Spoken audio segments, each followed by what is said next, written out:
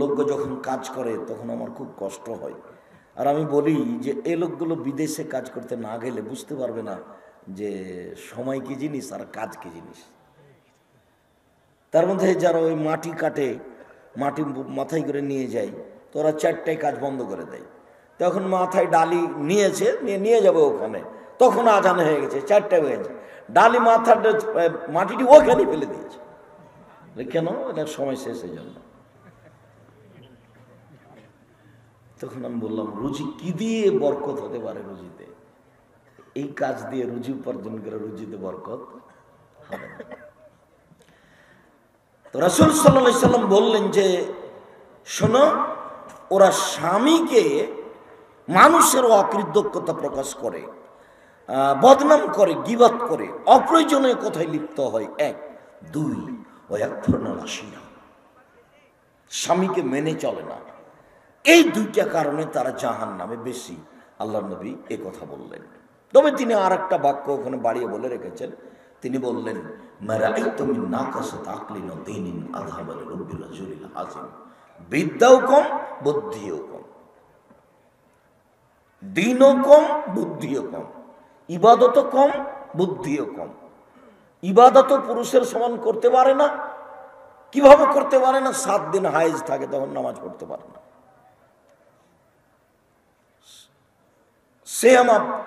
শ্যাম পালন করতে পারে না, সালাত একেবারেই মা। এই হিসাবে দিন ধর্ম কম, বুদ্ধিও কম।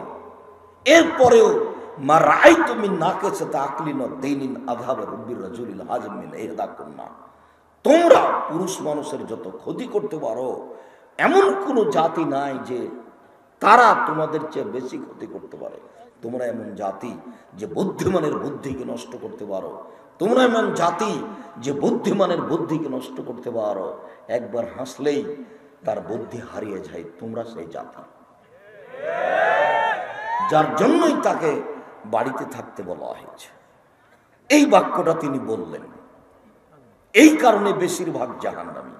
আমি তাই আফসোস করে বলি, এখনো যেসব মেয়েরা উপস্থিত হয়েছে, যেসব দিনী বোন উপস্থিত হয়েছেন, আমি বলি, এই মেয়ে শোনো, তুমি যে মাথায় কাপড় না দিয়ে ক্লাস 10-এ পড়ো, 9ম শ্রেণীতে পড়ো, যেদিন তুমি 8ম শ্রেণীতে উঠেছো সেদিন তোমার যুবতীর লক্ষণ তোমার শরীরে দেখা দিয়েছে। তুমি যে সেদিন থেকে রাস্তাঘাটে নগ্ন পোশাকে হাঁটছো, হাজারো মানুষের ইমানের ক্ষতি করে, তুমি কেমনে নিজেকে মনে করো যে আমি শিক্ষিতা নারী? তুমি কেমনে মনে করো যে আমি জান্নাতে যাব? এবং খুব আফসোস করে আমি ইব্রাহিম আলাইহিস সালামের ওই কাহিনীটা শোনাই। আবু হুরায়রা রাদিয়াল্লাহু তাআলা আনহু বলেন, হাজারা ইব্রাহিম বিসারাতা দাখালা কারিয়াতান ফিয়া জাব্বারুন মিনাল জাবাওয়িরা। ইব্রাহিম আলাইহিস সালাম তার স্ত্রী সারাকে নিয়ে একটা গ্রামে ঢুকলেন, যে গ্রামে ছিল স্বৈরাচারী শাসক। কিলালাহু, স্বৈরাচারী শাসককে বলা হলো, দাখালা ইব্রাহিম মাহু ইমরাহিয়াসুন নিসা মিনাল আরব। আমাদের এলাকায় ইব্রাহিম নামে একটা লোক প্রবেশ করেছেন, যার সাথে একজন মহিলা রয়েছে, সে আরব ভূখণ্ডে সবচেয়ে সুন্দরী। সে আরব ভূখণ্ডে সবচেয়ে সুন্দরী। এই কথাতে বিদ্বানগণ বলতে চাচ্ছেন যে হাওয়া থেকে নিয়ে কিয়ামত পর্যন্ত যত মহিলা এসেছে, যত মহিলা আছে, যত মহিলা আসবে, সবার চেয়ে সুন্দরী সারা। আর না হয় ওই যুগে যত নারী ছিল ইব্রাহিম আলাইহিস সালামের যুগে পৃথিবীতে, ওদের মধ্যে সবচেয়ে সুন্দরী।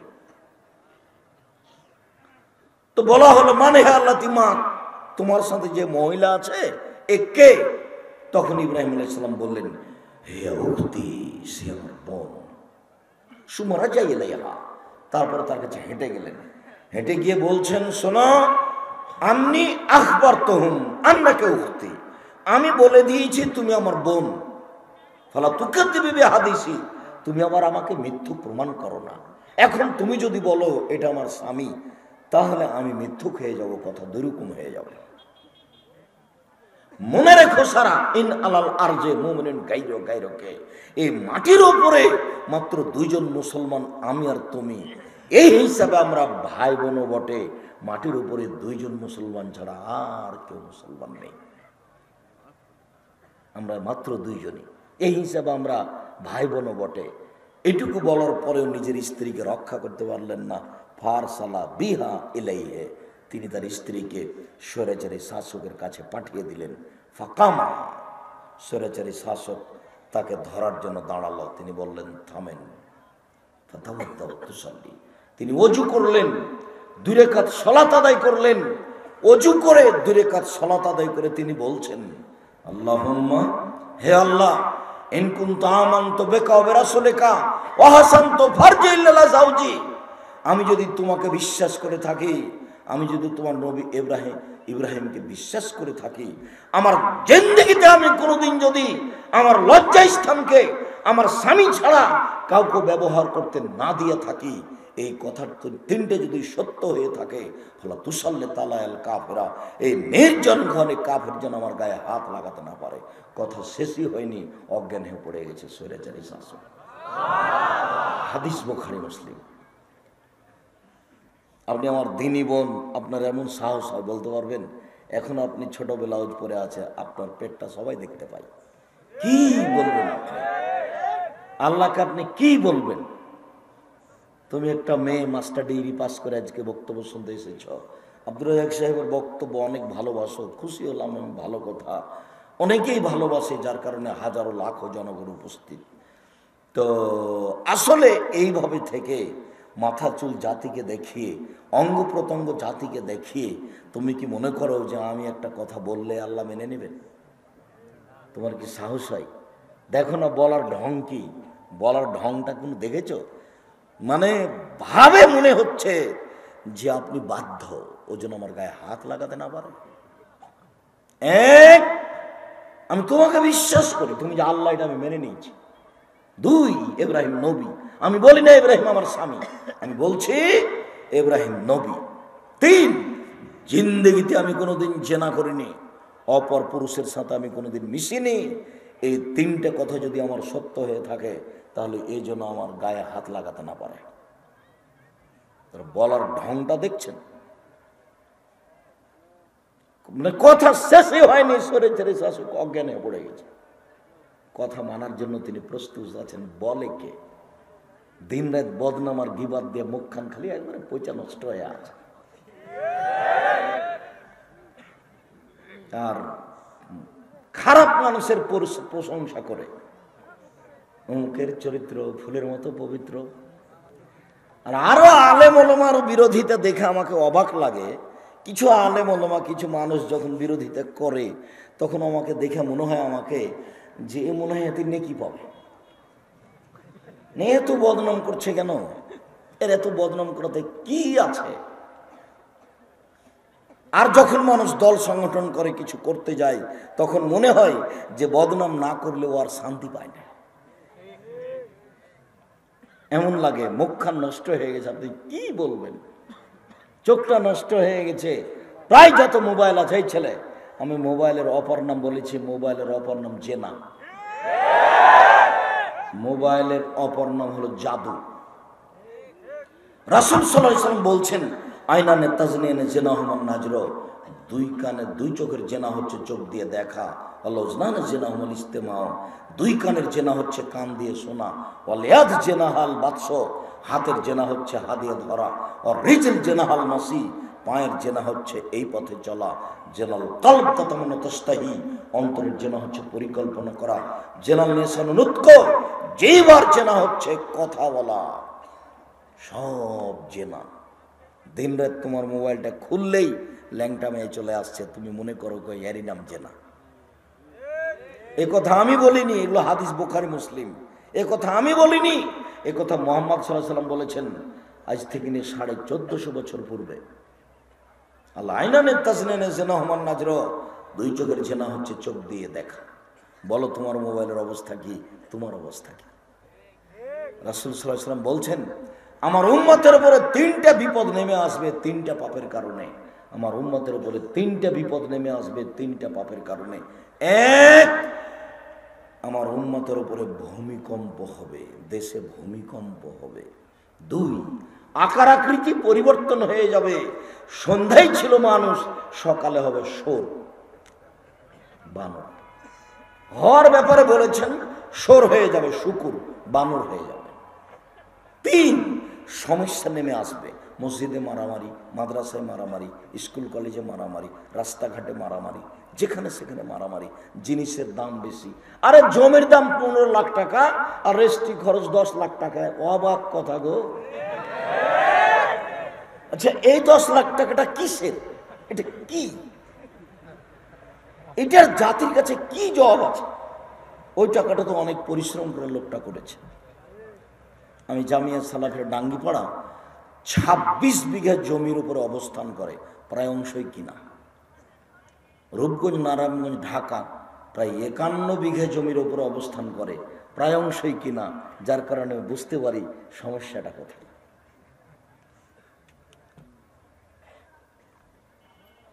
জামিয়া সালাফের তেঘরা, বিরল, দিনাজপুর 18 বিঘা জমির উপর অবস্থান করে, সবই কিনা।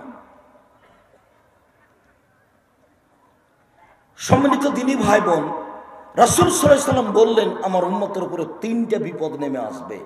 1, ভূমিকম্প হবে। 2, আকার আকৃতি পরিবর্তন হয়ে যাবে। 3, সব সমস্যা এসে চেপে যাবে। পাপ 1, এজা সারেবুল খমরা, যখন তারা বিড়ি, তামাক, জর্দা, সিগারেট, গোল, নেশাদার দ্রব্য খাবে, পান করবে, এটা 1 নম্বর পাপ।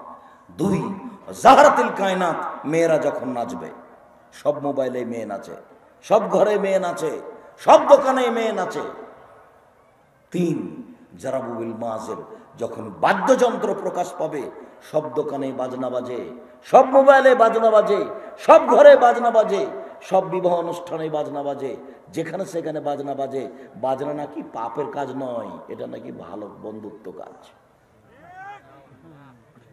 রাসূল সাল্লাল্লাহু আলাইহি ওয়াসাল্লাম আফসোস করে বলছেন, লা ইয়াকুনান্না মিন উম্মতি আকওয়াম ইস্তাহলুনা হিরা ওয়াল হারিরা ওয়াল খামরা ওয়াল মাজিব, অচিরে আমার উম্মত জেনাকে হালাল মনে করবে, অচিরে আমার উম্মত নেশাদার দ্রব্য পান করাকে হালাল মনে করবে, অচিরে আমার উম্মত বাদ্যযন্ত্রকে হালাল মনে করবে। আমার উম্মতের উপরে 3টি বিপদ নেমে আসবে, 3টি পাপের কারণে। 1, যখন বাদ্যযন্ত্র প্রকাশ পাবে। 2, যখন মেয়েরা নাচবে। 3, যখন তারা নেশাদার দ্রব্য পান করবে, তখন তারা হয়ে যাবে বানর, তারা হয়ে যাবে শোর, তারা হয়ে যাবে বানর, তারা হয়ে যাবে শোর। আপনি বলতে পারেন আব্দুর রাজ্জাক সাহেব, আল্লাহ নবী এভাবে বললেন না কেন? তারা হয়ে যাবে শৃগাল, তারা হয়ে যাবে কুকুর, তারা হয়ে যাবে সাপ, ব্যাঙ, তারা হয়ে যাবে গরু, ছাগল, এ কথা বললেন না কেন? কেন তিনি বললেন হয়ে যাবে শুকুর, হয়ে যাবে বানর, হয়ে যাবে শোর, হয়ে যাবে বানর, এ কথা বললেন কেন? পৃথিবীতে একটাই প্রাণী বিবেচনাহীন, তার কোনো বিবেকই নাই, সেটা হলো শুকুর, শোর। একটা গরুর বিবেচনা আছে, ও যখন ঘাস খায় তখন উঁচা ঘাসটা সহজে খায় না, কেন? ওখানে গোবর ছিল। গরুরও বিবেচনা আছে। বিবেচনাহীন প্রাণী হলো শোর। যখন মুসলমান বিবেচনাহীন হয়ে যাবে, তখনও সকালে শোর হয়ে যাবে, ওর কোনো বিবেচনাই নেই।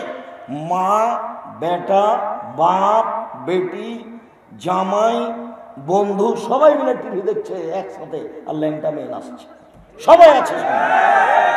এরা যদি গরু, ছাগল, পুকুর, শুকুর, শ্রীগাল না হয়তো, তাহলে কেটা কাকে বললেন আল্লাহ? সেটা কে? সব টিভিলে একসাথে দেখছে ল্যাংটা মেয়ে নাচছে, অনুভূতি নেই। এরই নাম হচ্ছে শোর, শুকুর, মানে অনুভূতি নেই। অনুভূতি কোনো কাজই করে না। একসাথে বাপ বেটা সিগারেট খাচ্ছে আর মানুষের বদনাম করছে। বাপ বেটা একবারে নেমে গেছে মিছিলে, অমুকের চরিত্র ফুলের মতো লাগা বেটা। এই হলো পশু প্রাণী। বুঝেও বুঝে না ওরা, অন্তর আছে বুঝে না, দেখেও দেখে না ওরা, চক্ষু আছে দেখে না, শোনেও শোনে না ওরা, কান আছে শোনে না। উলাইকা কালানাম, তারা পশু প্রাণীর মতো, তারা গরু ছাগলের মতো, তারা কুকুর স্ত্রীর মতো, বালু মাদাল, বরং তার চেয়ে খারাপ। এ কথা আমি বলিনি, এই কথা মুহাম্মদ সাল্লাল্লাহু আলাইহি ওয়াসাল্লাম বলেছেন। মানুষ শোর হয়ে যাবে কথা আমি বলিনি, মোহাম্মদ সাল্লাল্লাহু আলাইহি ওয়াসাল্লাম বলেছেন। মানুষ বানর হয়ে যাবে কথা আমি বলিনি, এ কথা মোহাম্মদ সাল্লাল্লাহু আলাইহি ওয়াসাল্লাম বলেছেন। সব হাদিস বুখারী মুসলিম। আম গাছে জাম ধরতে পারে ধরে না, অমাবস্যা রাতে চাঁদ উঠতে পারে উঠে না, সুঁয়ের ছিদ্রতে লাঙ্গলের ফল ঢুকতে পারে ঢোকে না, সুঁয়ের ছিদ্রতে লাঙ্গলের ফল ঢুকে যেতে পারে, আম গাছে জাম ধরে যেতে পারে, অমাবস্যা রাতে চাঁদ উঠে যেতে পারে, এগুলো ঘটে যেতে পারে। আমি যেটা বলছি এতে সন্দেহ আছে বলে কিয়ামত পর্যন্ত চেষ্টা করলে সরিষা ঢোকানো যাবে না, যা বলছি তাই থাকবে। দীর্ঘদিন থেকে বলে আসছি, জাতির যদি রাস্তাঘাট করে দিতে না পারি, জাতির যদি স্কুল কলেজ করে দিতে না পারি, জাতিকে চূড়ান্ত সঠিক ধর্ম দিতে পারবো ইনশাআল্লাহ। ধর্মের ব্যাপারে জাতিকে ফাঁকি দিয়ে পরকাল হারাতে রাজি নই। এই এজেন্ট নিনি, এই জিম্মেদারি নিনি। সন্দেহযুক্ত ধর্ম কোনোদিন প্রচার করতে আসেনি। সে যে যাই বলুক, বলেছি ঠান্ডা পেপসি আর সে কোকা-কোলা মদ কোনোদিন এখান থেকে ফিরে আসা লাগবে না। বলেছি 7 ভাগে কুরবানি চলবে না, এখান থেকে ফিরে আসা লাগবে না। বলেছি 7 দিনের পরে আকিকা চলবে না, এখান থেকে ফিরে আসা লাগবে না। বলেছি রুকুই রাকাত, এখান থেকে আমাকে ফিরে আসা লাগবে না। আমি ফতোয়া বোর্ড চালাই, 26 বছর থেকে ফতোয়া লিখি কলমে, আর 2016 সাল থেকে ফতোয়া বোর্ড পরিচালনা করি। আর যারা সামনে বসে থাকে সারা দেশের বিদেশের বড় বড় আলেম ওলামা, এক একজনের খরচ বেতন আছে প্রায় 80,000 টাকা, বেতনই আছে 65,000 টাকা, আর বাকি এমনি খরচ আছে দিন রাত। জামিয়া সালাফি প্রতি মাসে বেতন লাগে 30 লক্ষ। 12 জন মুফতি বসেন। আপনি আলিতে পত্রিকাকে স্বাভাবিক ভাবিয়েন না, মনে করছেন যে এটা ডানমাত জামিয়া সালাফি ডাঙ্গিপাড়ায় হয়, এটা আবার কি এমনি এখন বই, এটা আপনি মনে করিয়েন না। লক্ষ লক্ষ টাকার পিছনে খরচ আছে, জীবনে বড় সাধনা আছে। যারা দেশের শীর্ষস্থানীয় বড় বড় আলেম সবাই বসেন, এক একজনের বয়স আছে 65, 77 করে, 73, 83 বছর বয়স আছে এক একজনের, এরকম সব ওখানে বসে। আর যারা বিদেশ থেকে এসেছেন, 3 জন বিদেশ থেকে বড় বড় আলেম আছেন রাজশাহীতে, ওনার ওই ফতোয়া বোর্ডে বসে। বলছিলাম রাসূল সাল্লাল্লাহু আলাইহি ওয়াসাল্লাম বললেন ওরা হয়ে যাবে শোর, ওরা হয়ে যাবে বানর। শোর হবে বিবেচনা যখন হারিয়ে যাবে, তখন বিবেচনা কাজ করে না। বানর কেন হবে?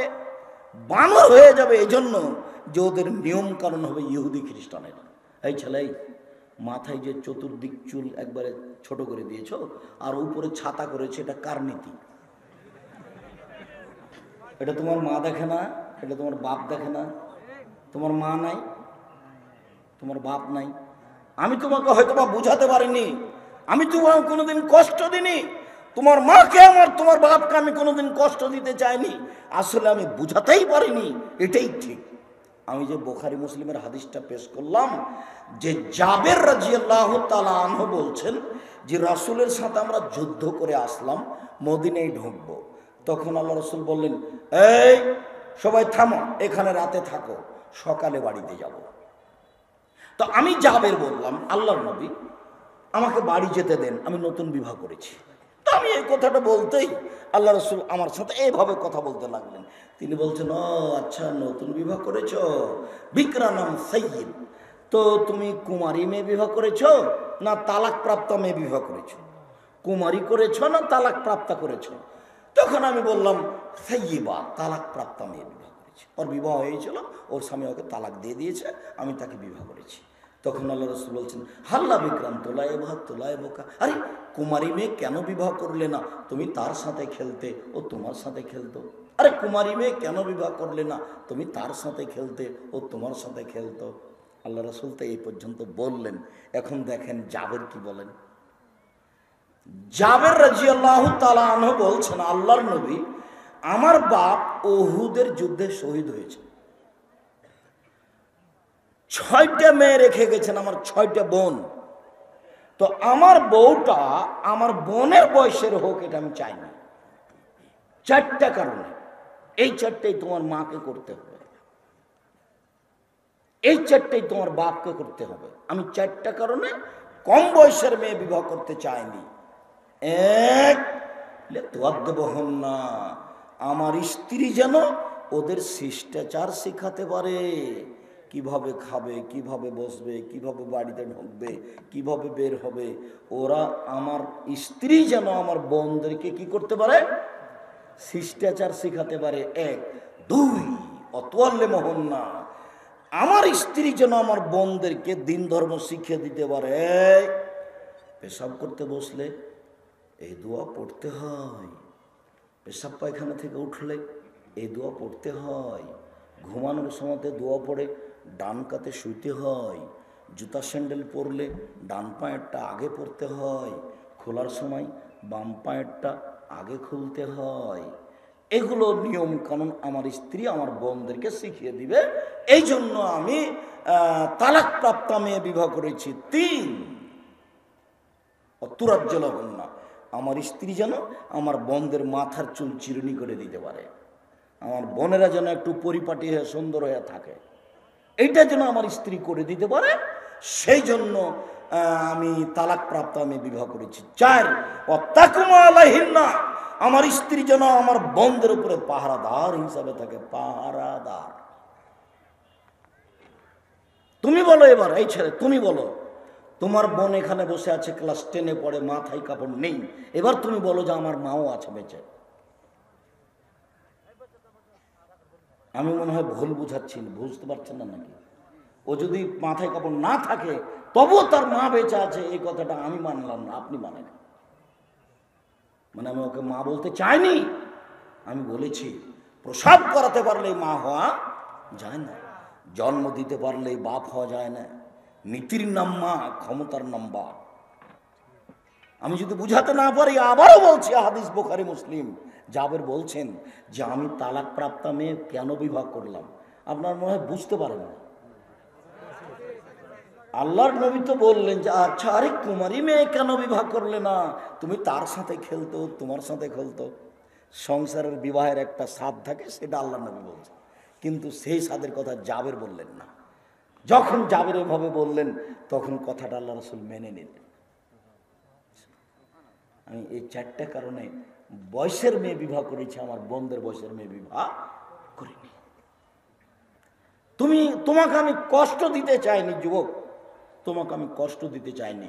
এখানে তোমার বোন বসে আছে, মাথায় কাপড় নেই, বলো এর জন্য দায়ী তোমার বোন না তোমার মা?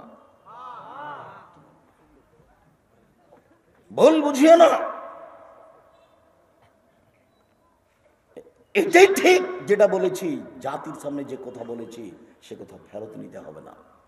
এই ছেলে বসো, খুব কষ্ট হলেও কিছুক্ষণ বসে থাকবেন, যতই কষ্ট হোক। মানে মানুষ অনেক, জায়গা কম, চাপাচাপি হয়ে বসে আছেন, কিছুক্ষণ হতে পারে। আমি তো আর আব্দুল্লাহ বিন ফজল নই যে সারা রাত বক্তব্য দিব, কাজে আপনার কষ্টের প্রয়োজন নাই, কষ্ট হবে না, একটু ধৈর্য ধারণ করে বস কিছুক্ষণ থাকলেই দেখবেন যে আলোচনা শেষ হয়ে গেছে। ধৈর্য শব্দটা খালি শুনলেন, কোনোদিন দেখাতে পারেননি। আমারও মনে হয় যে আমি তো দীর্ঘদিন থেকে 88 আগস্টের 20 তারিখ থেকে আমি শিক্ষক, 88 আগস্টের 20 তারিখ থেকে আমি শিক্ষক, 88 আগস্টের 20 তারিখ রোজ বুধবার বিকাল 3টে থেকে আমি শিক্ষক। তো আমি খুব শক্ত মেজাজি শিক্ষক। আমি যদি ক্লাসে ঢুকি, 500 যদি ছাত্র থাকে, কোনো ছাত্র যদি কোনো ছাত্রের গায়ে এভাবে চিমটি মারতে পারে, হাত লাগাতে পারে, আমি শিক্ষকই নই, আমি পড়াতেই যাব না। যতক্ষণ আমি ক্লাসে থাকবো ওই ক্লাসটা কিয়ামতের মাঠ, আমি কোনো স্বাভাবিকভাবে ক্লাসে যাই না।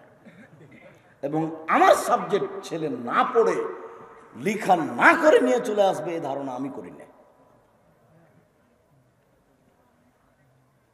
একজন শিক্ষক উনি ক্লাসে গেলেন, বাংলা সাবজেক্ট পড়াতে গেলেন, 4-এর ক্লাস, বাচ্চা ছেলে, ক্লাসে গিয়ে দেখলেন 30টা ছেলের মধ্যে 4টা খাতা আনেনি। আমি মনে করি ইনি যোগ্য শিক্ষক নন, ছাত্র তাকে মানে না, তার প্রমাণ এটা। 2-একটা ভোলা ভালা হতে পারে, এমন ভাবে ছাত্র থাকবে প্রতিদিনই সবটাই খাতা আছে, তার নাম শিক্ষক, তার নাম ক্ষমতা। সম্মানিত দিনী ভাই বোন, আমি এই কথাটা খুব জোরালো ভাবে আপনার কাছে, আপনার স্ত্রীর কাছে রেখে দিলাম। জাবের বলছেন আমার স্ত্রী যেন আমার বোনদের জন্য পাহারাদার হতে পারে। হাদিস বুখারী মুসলিম, কি করবেন, অনেক কষ্ট করে বক্তব্য শুনতে এসেছেন, এটুকু নিয়ে গেলেই হবে। আল্লাহ রাসূল বলছেন, আয়েশা রাদিয়াল্লাহু তাআলা আনহা বলছেন যে আল্লাহর নবী একদিন আমাদেরকে চন্দ্র সূর্য গ্রহণের সালাত আদায় করালেন। অনেক সময় ধরে চন্দ্র সূর্য গ্রহণ, 2020 সালের করোনা ভাইরাসকে লক্ষ্য করে আমরা সালাতের আলোচনা করে আসছি। অনলাইন আল ইতিসাম টিভিতে সেগুলি পাবেন ধারাবাহিকভাবে, এমনি তো নেটে দেখতে পারেন। আমরা বর্তমানে আছি জানাজার সালাতে। 2020 সালের করোনা ভাইরাসকে লক্ষ্য করে আমরা এখন আসছি জুমার সালাতে, তাতে আমরা এখন জানাজার সালাতে আছি। আমরা এই সালাতের আগের সালাতে সালাতুল ইস্তিসকা পানি চাওয়ার সালাতে ছিলাম, তার আগের সালাতে ছিলাম আমরা চন্দ্র সূর্য গ্রহণের সালাত। তো আয়েশা রাদিয়াল্লাহু তাআলা আনহা বলেন, আল্লাহর নবী আমাদেরকে চন্দ্র সূর্য গ্রহণের সালাত আদায় করালেন। তো সালাতের মধ্যে দেখলাম যে উনি কি নিলেন, এভাবে সালাতের মধ্যে এভাবে নিলেন, আবার দেখলাম পিছিয়ে পড়ছে। তো যখন উনি সালাম ফিরলেন তখন আমরা বললাম যে ইয়া রাসূলুল্লাহ তারা বলতে সাইয়ান ফি মাকামে কাহাজা, মনে হলো যেন আপনি এখান থেকে কি নিলেন, এরকম মনে হলো। সুম্মা রাআই নাকা তাকাকা, তারপর দেখলাম আপনি হঠাৎ করে পিছিয়ে উঠে গেলেন, কেন এটা? তখন উত্তর বলছেন, দেখেন শোনো, ইন্নী রাআইতুল জান্নাতা, আমি সালাতের মধ্যে জান্নাত দেখলাম।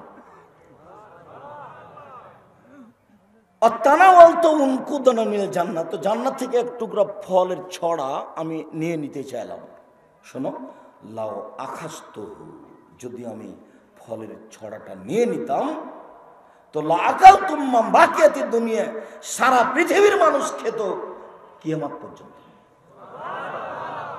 এই কারণে আমি কি নিচ্ছিলাম সেটা দেখেছি। 2, আমি পিছু হটলাম, আমি জাহান্নাম দেখলাম। লাম আরা কাল ইয়াউমে আফজা কাত্ত, আজকের মতো যেভাবে জাহান্নাম দেখেছি আমি আর কোনোদিন এত ভয়াবহ অবস্থায় জাহান্নাম দেখিনি, সেজন্য পিছু হটছিলাম। এই কথা বলার পরে আবার বলছেন, রাআইতু আকসারা আহলিহা নিসা, দেখি জাহান্নামের সবাই নারী, দেখি জাহান্নামের সবাই নারী। তখন এবার সাহাবীগণ বললেন, বেমা কেন আল্লাহর নবী, মহিলারা কেন বেশি জাহান্নামে যাবে? এবার তখন তিনি উত্তর দিচ্ছেন 3টে। 1, বেকুফরিহিন্না, এই কথাটা শেষ হয়নি, বেকুফরিহিন্না, ওদের কুফরির কারণে। তখন সাহাবীগণ বলছেন, একফুরনা বিল্লাহ, আল্লাহর সাথে কুফরি করে ওরা? আল্লাহ রাসূল বলছেন, না, একফুরনা এহসানা, অনুগ্রহের কুফরি করে। ও একফুরনা আশিরা, স্বামীকে মেনে চলে না, স্বামীকে মেনে চলে না, এটা ক্ষতি করে আর অনুগ্রহের অস্বীকার করে। দিয়ে বলছেন, লাউ আহসানতা বেহদাহুন্না দাহারা, যদি তার সাথে সারা জীবন ভালো কিছু করে থাকো, লাউ রাত মিনকা শাইআন, একদিন যদি দেখে যে তুমি মোটা কাপড় নিয়ে এসেছো, তাহলে বলবে মারায় তো খারিন কাত্ত মিনকা, কোনোদিন তোমার কাছে ভালো দেখিনি, কোনোদিন তুমি ভালো কাপড় কিনো না। উপস্থিত দিনী বোন, আমি এ কথা বলিনি। উপস্থিত বৈঠকের দিনী বোন, আমি এ কথা বলিনি। এ কথা মুহাম্মদ সাল্লাল্লাহু আলাইহি ওয়াসাল্লাম বলেছে যে আপনার স্বভাবে এরকম আছে। আপনাকে আমি এ কথা বলবো কেন? আরে আপনাকে তো আমি খাদিজার মতো মনে করি, আপনাকে তো আমি আয়েশা রাদিয়াল্লাহু তাআলা আনহার মতো মনে করি। যদিও আপনি ছোটবেলা বসে আছেন এখানে, আমার খুব কষ্ট হয় বলতে। আপনার পেট দেখা যায়, পিঠ দেখা যায়, মাথার চুল দেখা যায়, জাতিকে আপনি পাপী করেন, জাহান্নামের দিকে ঠেলে দিচ্ছেন, তারপরেও আপনি কষ্ট পাচ্ছেন। সেজন্য কথাটা ফিরিয়ে নিয়ে বলছি যে আপনাকে আমি খাদিজার মতো মনে করি। খাদিজা রাদিয়াল্লাহু তাআলা আনহার কথা আপনাকে আমি কত শোনাইলাম। আবু হুরায়রা রাদিয়াল্লাহু তাআলা বলছেন, যা জিবরাইল ইলান নবী সাল্লাল্লাহু আলাইহি ওয়াসাল্লাম, জিবরাইল আসলেন নবীর কাছে। জিবরাইল এসে বলছেন, হাজিহি খাদিজা, ওই যে খাদিজা আতাত ইলাইকা, আপনার কাছে আসছে। মা হায়নাউন, তার সাথে আছে একটা বাটি, ফিহে এদামুন তম, তাতে আছে তরকারি, তাতে আছে খাদ্য, তাতে আছে তরকারি, তাতে আছে খাদ্য। বাটিটা নিয়ে আপনার কাছে আসছে। যখন আপনার কাছে চলে আসবে, ফাকরা আলাইহা সালাম মিন রাব্বিহা ওয়া মিন্নি, তখন আপনি তাকে বলে দেন, খাদিজা আল্লাহ তোমাকে সালাম দিয়েছে। তখন আপনি তাকে বলে দেন, খাদিজা জিবরাইল তোমাকে সালাম দিয়েছে। বাশশারা বিবাইতিন ফিল জান্নাহ, আর একটা কথা বলে দেন, খাদিজা তোমার জন্য জান্নাতে একটা ঘর তৈরি করা হয়েছে হীরা মুক্তা মাণিক্য দিয়ে, যেখানে কোনো হইচই নেই, যেখানে কোনো কষ্ট ক্লেশ নাই।